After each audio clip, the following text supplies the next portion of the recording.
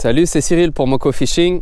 Aujourd'hui, je vous remontre un autre nœud qui pour des fils de diamètre similaire, plutôt des fils fins, relativement fins. Il n'y a pas besoin que ce soit non plus des diamètres très mini là. C'est encore un nœud qui vient en butée. La dernière fois, je vous avais parlé du double nœud greener et d'un des petits défauts qu'on pouvait observer avec ce nœud-là, c'est l'accroche que faisait l'excédent de fil qui ressortait du nœud. Je vais vous montrer aujourd'hui sensiblement le même nœud, un nœud utilisé par les moucheurs, mais qui est particulièrement confortable pour rentrer dans les anneaux. Il est un petit peu plus compliqué, par exemple, à exécuter. Et sur certaines tresses fusionnées, il peut glisser celui-là par contre. Du moins, ça m'est déjà arrivé.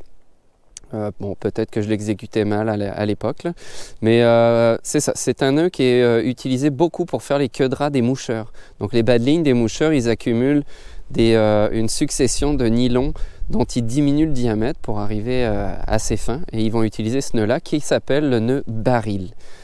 Fait que je vous montre ça tout de suite. J'ai mes deux fils mis côte à côte, le rose tressé, le blanc, le fluorocarbone. Avec une main, je tiens les deux fils. Par exemple, l'excédent de fluorocarbone, je viens l'enrouler autour de ma tresse et je viens repasser l'extrémité entre la tresse et le fluoro. Donc ça, c'est la première étape. Ensuite, avec ma main gauche, je vais tenir les deux. Cette fois-ci, j'enroule la tresse autour de mon fluoro. Je fais plusieurs tours et je viens repasser à l'intérieur. On peut venir de l'autre côté ici pour les avoir en opposition. Donc ici, vous constatez que mes fils se serrent entre mes deux nœuds. Donc ici, je ne sais pas si ça va bien fonctionner avec mes cordelettes. Ça a l'air pas mal. Ça a l'air pas mal du tout.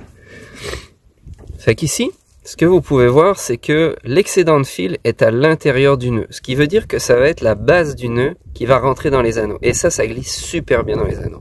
Ça passe très bien.